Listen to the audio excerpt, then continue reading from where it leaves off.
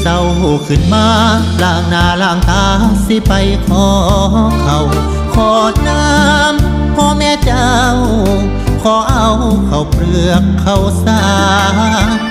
อย่างล้ำน้ำบานหอดเงินหอดสารหน้าบ้านพ่อแม่ให้เมตตาผมแน่หมอลำขอเขาคนจนหมอลำขอเขาบ่มีของฝากของต่อมีแต่ลำและฟ้อนเป็นของตอนมาฝากพ่อแม่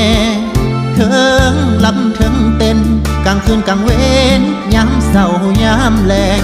เข็นรถจนว่าหมดแรงขาลาแป้งแสงหมอลำขอเขาหมอลำขอเขาบ่มีนายทุนนุนนำจึงมาขอนำขอแรงใจจากพ่อจากแม่ดีใจ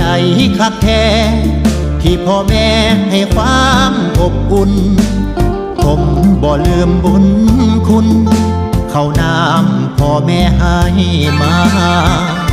ก่อนจากอำลาขอให้อยู่ดีมีโชคความทุกข์ความโศก